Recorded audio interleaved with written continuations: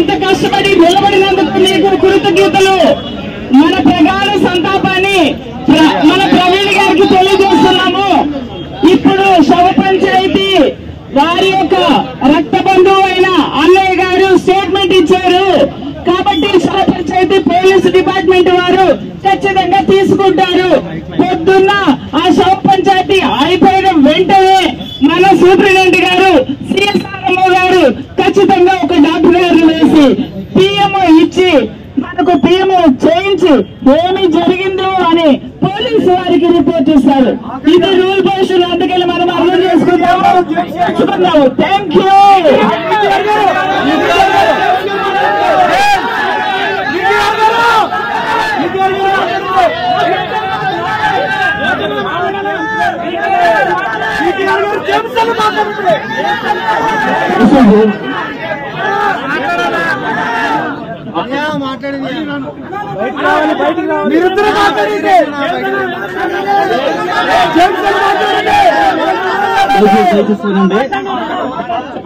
దయచేసి వినండి. కొంచెం మనం నేను చెప్పేది ఒకసారి దయచేసి వినండి. ఇప్పుడు ఏదైతే మనకి రిటైర్ సిఐ గారు ఎవరైతే ఉన్నారో సార్ రాసిన రిపోర్ట్ అంతా మీరు చదివారు కదా. దయచేసి వినండి. మనకు అనుమానాస్పదమైన ఆ పదం అనేది మనం కోరుకున్న పదం, అది ఖచ్చితంగా అది రికార్డ్ చేశారు. రెండవది, అనేకమైన గాయాలు ఆయన దేహం మీద ఉన్నాయన్న పదం కూడా రాశారు. ఈ రెండు పదాలని బేస్ చేసుకుని ఇప్పుడు ప్రధానంగా వాళ్ళ యొక్క సమక్షంలో బంధువులు ఎవరైతే ఉన్నారో వాళ్ళ సమక్షంలో వాళ్ళ సంతకాలు పెట్టి ఇప్పుడు దాన్ని బట్టి ఎఫ్ఐఆర్ వేస్తారు. ఇప్పుడు స్టెప్ ఏం జరుగుతుందంటే ఇప్పుడు పంచనామా స్టార్ట్ అవుద్ది. అంటే మనం ఏదైతే అనుమానం చేస్తామో ఆయన నిజంగా బండి మీద పడిపోతే గాయమైందా, లేదంటే దేనితోన్నా కొడితే గాయమైందా, ఇవన్నీ పంచనామాలోనే తేలుతాయి. కాబట్టి నెక్స్ట్ జరిగే ప్రొసీజర్ ఇది. పోలీసు వారు కూడా మనకి ఏమీ ఎగ్నెస్ట్ గా లేరు. వాళ్ళు ఖచ్చితంగా మనం సహకరిస్తున్నారు, మంచి మాట చెప్తున్నారు, మనం అన్నట్టుగానే రిపోర్ట్ తీసుకున్నారు. ఇంకొకటి, రేపు జరగబోయేది ఏంటంటే పెద్దల సమక్షంలో వాళ్ళ బంధువుల సమక్షంలో వీడియో ఫొటోస్ తో సహా పోస్ట్ మార్టం జరుగుద్ది. ఊరికే చేయరు, అందరూ ఉంటాం. అయితే నైట్ టైం అనేది పిఎం జరగదు కనుక రేపు ఉదయం చేస్తారు. నిజానికి బంధువులు ఉదయం వచ్చుంటే ఎప్పటికి పోస్ట్ మార్టం అయిపోయేది, వాళ్ళు లేట్ గా రావడం వల్ల అవ్వలేదు. కాబట్టి దయచేసి అదన్న జరిగేది ఇది, నెక్స్ట్ జరగబోయేది. మనం అందరూ ఉండండి, ఓపికగా ఉండండి. నాకు బీకేఆర్ గారు మాట్లాడతారు ఒకసారి.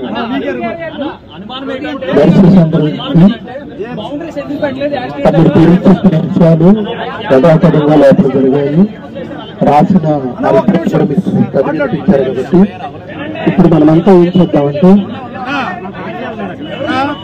మన రాజమండ్రి తూర్పుగోదావరి జిల్లా పాస్టర్ పెద్దలు, ఏఐసిసి పెద్దలు రేపు ఉదయం జరగబోయే పోస్ట్ మార్టం దగ్గర వాళ్ళు ఖచ్చితంగా లోకల్ నాయకులు ఉంటారు. ఇప్పుడు మనందరూ ఎక్కడ వాళ్ళక్కడ ప్రశాంతంగా మన ఇళ్ళకు చేరుకుందాం. రేపు పోస్ట్ మార్టం అయిన తర్వాత మీకు అప్డేట్ ఇవ్వబడుతుంది. సోషల్ మీడియా వేదికగా కానీ పాస్టర్స్ గ్రూప్ లో కూడా అప్డేట్ ఇవ్వబడుతుంది. దానిని బట్టి మీరంతా చేరుకునే అవకాశం ఉండొచ్చు. అప్పటి వరకు అందరూ సమయం పాటించండి, ప్రశాంతంగా ఎవరిళ్ళకి వారు వెళ్లాలని క్రీస్తు పేరిట ప్రేమతో మనవి చేస్తూ అందరికీ ప్రేమపూర్వకమైన వందనములు తెలియజేస్తూ, ఒకవేళ పోస్ట్ మార్టం రిపోర్ట్లు ఏదైనా అనుమానాస్పదమైన పరిస్థితి ఉంటే అప్పుడు మనమంతా మరలా ఇదే రీతిగా ఐక్యత చాటుదాం, న్యాయం కోసం పోరాడుదాం. క్రైస్తవుల ఐక్యత, క్రైస్తవుల ఐక్యత.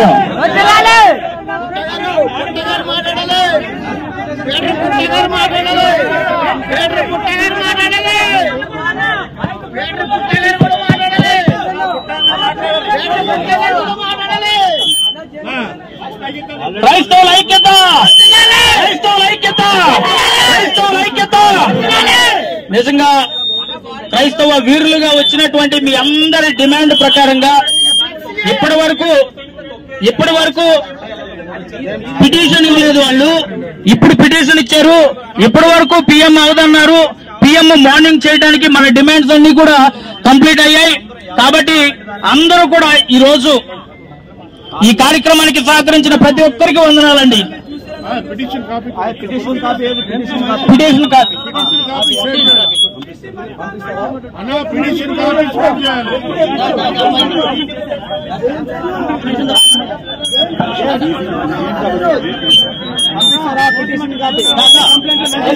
లైవ్ అంటే నేను చూడడానికి టీమ్ ఆఫ్ డాక్టర్స్ ఉంటారు. మెడికల్ టెర్మినాలజీ వేరే ఉంటుంది. నువ్వు పోస్ట్ మార్టం చూడడానికి కెపాసిటీ ఉంటుందండి. ఒక టీం ఉంటుంది. డాక్టర్ నేను డాక్టర్ గారిని లేకపోతే మనం అసైన్ చేస్తాం. గవర్నమెంట్ అసైన్ చేస్తుంది. దయచేసి అందరు కూడా వినండి ఒకసారి. మై డియర్ బ్రదర్స్, అందరికీ మీరందరూ కూడా కష్టపడి ప్రయాసపడి మన దైవజనులు మనం పోగొట్టుకున్నాం. ఆయన మీద ప్రేమతో మీరు అందరూ కూడా వచ్చారు. అని బట్టి ప్రత్యేక వందనాలు. ముఖ్యమైన విషయం ఏంటంటే గొడవలు ఏం చేయకుండా ప్రశాంతంగా ఇంటికి వెళ్ళటానికి పోలీసులు మనకు సహకరించారు. రేపు ఉదయం పోస్ట్ మార్టం చేస్తున్నారు. రేపు ఉదయం 10 గంటల నుంచి స్టార్ట్ అవుతుంది ఆ కార్యక్రమం అంతా కూడా. ఎవిడెన్స్ అన్ని కూడా ఇస్తారు. ఎలా జరిగింది, అది ఇన్సిడెంటా యాక్సిడెంట్ అనేది రేపు మార్నింగ్ కన్ఫర్మేషన్ ఇస్తారు. కాబట్టి అందరు కూడా కామ్ గా ఎవరి ఇళ్ళకి వెళ్ళండి. రేపు మార్నింగ్ మళ్ళా మనమందరం కూడా ఇక్కడ చేరుతాము. ఇప్పుడు నైట్ వెళ్ళిన తర్వాత సోషల్ మీడియాలో ఒకవేళ లైవ్ ఇవ్వాలంటే దైవజనులు ఎవరైనా ఇస్తారు, మీరు ఫాలోఅప్ చేయండి. రేపు మార్నింగ్ ఏ టైంకి రావాలని మీకు చెప్తాము. ఇప్పుడు ఏం గొడవ లేదు. కంప్లైంట్ ఇచ్చేసారు, ఎఫ్ఐఆర్ కాపీ చేశారు. మార్నింగ్ పిఎం చేస్తారు కాబట్టి ప్రశాంతంగా వెళ్ళవలసింది ప్రేమపూర్వక మనవి చేస్తున్నాను. గొడవలు ఏమి లేకుండా ప్రశాంతంగా వెళ్ళవలసింది ప్రేమపూర్వక మనవి. Thank you. ప్రభుత్వానికి ఒకటే విన్నపం అండి. ఇట్లాగా చాలా మంది క్రైస్తవుల మీద ఉద్దేశపూర్వకంగా దాడులు జరుగుతున్న కారణంగా మనం ప్రవీణ్ ప్రగడాల్ గారికి జరిగిన విషయంలో మనం ఆలోచించవలసి వస్తుంది. అంతేకాదు ఎవరైతే బైబిల్ విషయంలో డిఫెండ్ చేస్తున్నారో వారి ప్రాణాలు కూడా ఎప్పుడున్నట్టు హెచ్చరించడం. క్రైస్తవ నాయకులు పెద్దలు ఇక్కడ మార్చురి దగ్గర ఈ రాజమండ్రి హాస్పిటల్లో జరిగినటువంటి దగ్గర ప్రధాన డిమాండ్ ఏంటి క్రైస్తవ సమాజం నుంచి అనే దానికి ఒక స్పష్టమైనటువంటిది లేదు. ఎందుకొరకనంటే యాక్సిడెంట్ జరిగినటువంటి స్పాట్ దగ్గర ప్లేస్ దగ్గర మీరు ఎక్కడైనా చూడండి, ఏ హైవేలో కానీ లేదంటే ఏ ప్లేస్లో కానీ చుట్టూ ఒక మార్కింగ్ చేస్తారు, ఒక ప్లేస్ చేస్తారు. అందులో క్రైస్తవ్యంలోనే చాలా మెజారిటీ కోరుకునేటువంటి వ్యక్తి, చాలా ప్రాముఖ్యమైనటువంటి వ్యక్తి హత్య చేయబడ్డాడు అని మొత్తం రెండు రాష్ట్రాల్లో కూడా ఆందోళన చేస్తున్నటువంటి టీవీ9లో ప్రెస్లు అన్నింటిలో వస్తున్నటువంటి న్యూస్ విషయంలో కనీసం ఇందాక 2-3 గంటల సేపు నేను అక్కడికి వెళ్ళి చూశాను. ఒక పోలీస్ కానీ లేదంటే అక్కడ ఏదైనా ఒక బౌండరీ గీసినటువంటి విధానం కానీ ఏదీ లేదు. అక్కడ ఉన్నటువంటి మీడియా వాళ్ళు వస్తున్నారు, ఈ బండిని పట్టుకుని ఇదిగో ఈ బండి ఎలా యాక్సిడెంట్ జరిగింది, ఈ హెల్మెట్ కి ఇలా బ్లడ్ అంటుకున్నది, ఈ స్పెడ్స్ ఇలా ఉన్నది, మాస్క్ ఇలా ఉన్నది అని చెప్పేసి ఎన్నో రకాలుగా దాన్ని పట్టుకుని చెప్తున్నారు. మరి ఎవిడెన్స్లు ఎలా దొరుకుతాయి? ఎవిడెన్స్లు డెడ్ బాడీ దగ్గర మీరు మార్చరీ చేస్తే మీకు దొరికేస్తాయా? అక్కడ ఎవరు వచ్చారు, అక్కడికి ఎవరు రాకుండా ఎలాగా ముందు కనీసం అక్కడ ఇన్వెస్టిగేషన్ జరగాలి కదా. స్పాట్ దగ్గర ఇన్వెస్టిగేషన్ లేకుండా మార్చురీలో జరిగే దాని గురించి మాట్లాడతారేంటి? అసలు ఎక్కడ అక్కడ సీసీ ఫుటేజ్ కరెక్ట్ గా పెట్రోల్ బంక్ ఆపోజిట్ లో జరిగింది యాక్సిడెంట్.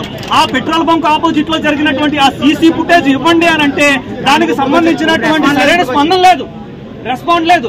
ఏంటంటే ఇచ్చేసాం, పంపించేసాం వాట్సాప్ గ్రూపుల్లో. అందులో ఏమంటున్నారు, అది దూళ్ళేసిపోంది అంటది. దూళ్ళేసిపోంది ఎక్కడ లేచిపోంది?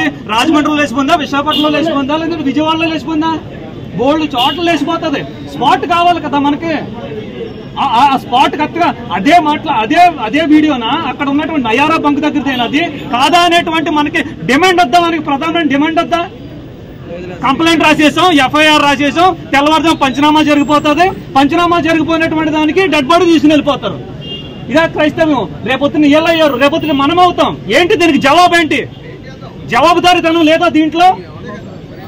ఒక పోలీస్ గారైనా బయటకు వచ్చి ఎందుకు దానికి చుట్టూ బౌండరీస్ పెట్టలేదనే దాని కొరకు ఎవరైనా ఇప్పుడు వరకు చెప్పారా? దాన్ని అడిగారా? ప్రధాన డిమాండ్ అంటే అని అడిగారా? ఒకరైనా సరే ఎందుకు పెట్టలేదు అనే దాన్ని అడిగారా? మరి ఎవిడెన్స్ మాఫీ ఎలా చేస్తారు చెప్పండి? మీరు ఎవిడెన్స్ మాఫీ ఎలా జరుగుతుందో చెప్పండి. ఆ మాత్రం తెలియదా? మనం చదువుకోవట్లేదా? నెట్లలో చూడట్లేదా ఎవిడెన్స్ మాఫీలు ఎలా జరుగుతాయో? కొంచెమైనా సరే పెద్ద పెద్ద నాయకులు పెద్ద పెద్ద వారు అడగవలసినటువంటి విధానములు అడగకపోతే మనకి న్యాయం ఎలా దొరుకుతుందండి? మీరైనా ఆలోచించండి కొంచెం. ఎందుకు పెట్టలేదు గట్టిగా అడగండి. ఈ రోజు మార్నింగ్ మనం 8 గంటలకు వెళ్తాం, అక్కడ 8 గంటలకి ఇక్కడ ఎంత మనకు ఇక రేపు పొద్దున 8 గంటలకు ఏముంటదండి? అంబులెన్స్ లో బాడీ ఎక్కిస్తారా, హైదరాబాద్ వెళ్తాది. ఏం జరుగుతుంది? అంతకు మించి ఏం జరగదు. అంతకు మించి ఏం జరగదు. ఏం జరుగుతుంది? రేపు పొద్దున 8 గంటలకు వస్తే ఏం జరుగుతుందండి? చెప్పండి. 8 గంటలకు వస్తే న్యాయం జరిగిపోతా చెప్పండి. పోస్ట్ మార్టం అవ్వకుండా ఏమవ్వకుండా పోస్ట్ మార్టం స్పాట్ జరిగినట్టు ఎవిడెన్స్ వద్దా మాకు?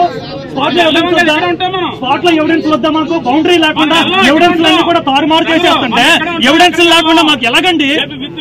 మాట్లాడరంటే పెద్దలు, మాట్లాడరంటే నాయకులు, మాట్లాడరంటే స్పాట్ దగ్గర వదిలేసి పొద్దుట ఏమవుతుందండి? అవదా గ్యారంటీ ఇస్తాను నేను.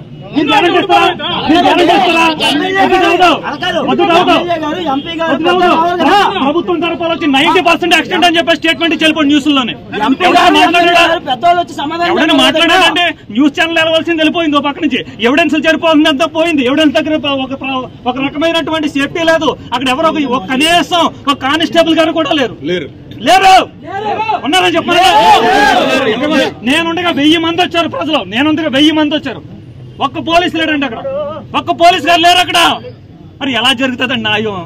పోస్ట్ మార్టం దగ్గరికి నువ్వు వెళ్ళిపోయి నిలబడితే నీకేం తెలుస్తుంది? మెడికల్లో కోస్తారు. తెలీదా మాత్రం మెడికల్ గురించి? పలానా చోట యాక్సిడెంట్ అయింది, తగిలింది అంటారు. ఏం తెలుస్తుంది నీకు వీడియోలోని? అడగండి, సరిగ్గా డిమాండ్ చేయండి. సరే డిమాండ్ లేకుండా వెళ్ళిపోతే మన క్రైస్తవ నాయకుల్లో ఐక్యత లేదు. ఉదయం చెప్పిన వాళ్ళు అందరూ వెళ్ళిపోయారు. నిజంగా మాట్లాడితే ఎవిడెన్స్ లేకుండా అక్కడ అడగండి. ఎవిడెన్స్ లేకుండా అక్కడ అడగండి. ఇప్పుడు కాదండి బ్రదర్ ఇప్పుడు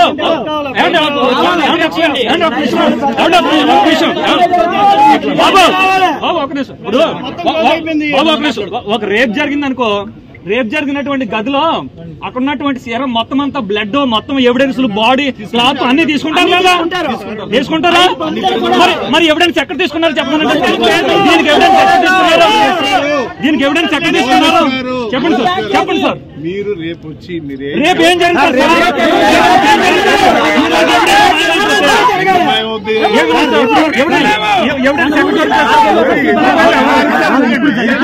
ఉండదు కదా సార్.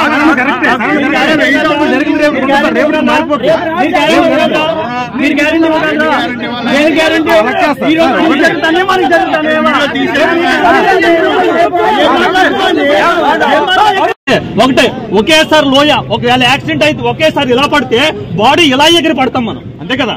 అంతేనా? ఇలా పడితే బాడీ ఇలా ఎగిరి పడతాం. మాత్రం కూడా తెలీదా మీకు? ఎక్కడ ఎవరు చేసి పంటలు చేసేసి బండి మీద పడేసాడు అని అడగడం లేదు మనకి.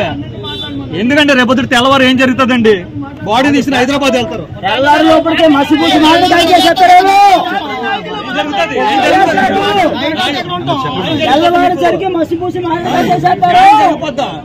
చెప్పండి.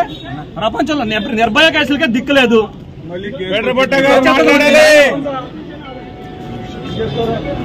జరిగిన తర్వాత అసలు